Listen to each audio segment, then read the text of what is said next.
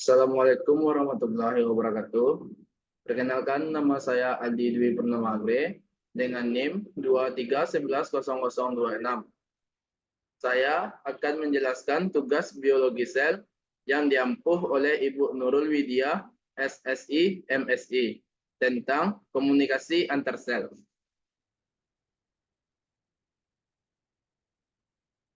1. Komunikasi antar sel. Sel dalam makhluk hidup multiseluler saling berkomunikasi.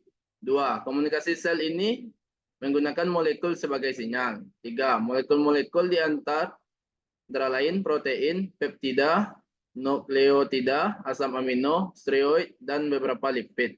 4. Molekul-molekul ini ada yang terdapat pada membran atau deskripsi melalui eksositosis. Yang kedua, macam-macam komunikasi sel. Yang pertama, komunikasi kontak langsung. Apabila molekul sinyal dari satu sel langsung diterima oleh sel di sebelahnya.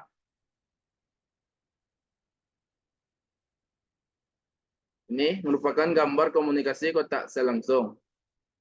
2. Sinyal parekrin. Apabila sinyal molekul dari sel diterima oleh sel-sel di sekitarnya. Dan ini contoh gambarnya. 3. Sinyal endokrin. Sinyal endokrin terbagi menjadi 2. 1. Apabila molekul sinyal masuk ke dalam peredaran darah dan diterima oleh sel yang letaknya berjauhan. 2. Molekul sinyal yang dilepas dengan cara ini adalah hormon. Ini contoh gambarnya. 4. Sinyal sinaptik.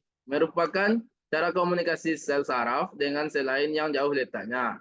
Sel saraf yang panjang akan melepas neurotransmitter ke sel target. Contoh gambarnya. 3. Fungsi komunikasi antar sel. Fungsi komunikasi antar sel umumnya untuk memediasikan perkawinan atau mating.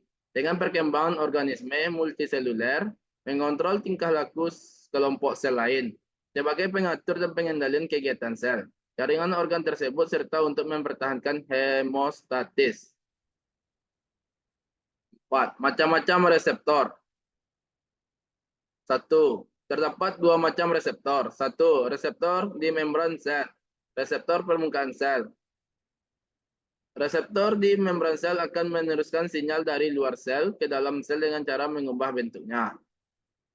2. Kegagalan fungsi dalam reseptor permukaan sel dihubungkan dengan beberapa penyakit, kanker, penyakit jantung, dan asma. 2. Reseptor di dalam sel. Reseptor ini terdapat di dalam sitoplasma atau inti sel. Sinyal molekul akan terikat dengan reseptor ini. Contohnya testosteron yang berperan dalam mengontrol karakteristik jenis kelamin pria. 5. Tahapan komunikasi sel.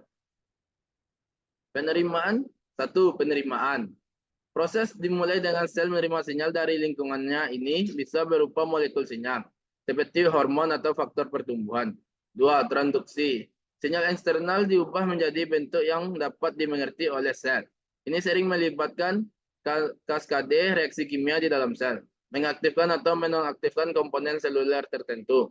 3. Respon. Sel merespon sinyal dengan melakukan aksi tertentu seperti mengaktifkan atau menonaktifkan gen tertentu, mengubah metabolisme, atau mengatur fungsi sel secara keseluruhan. Baiklah, hanya itu yang dapat saya sampaikan. Ada kurang dan kelebihnya saya mohon maaf. Saya ucapkan dengan Assalamualaikum warahmatullahi wabarakatuh.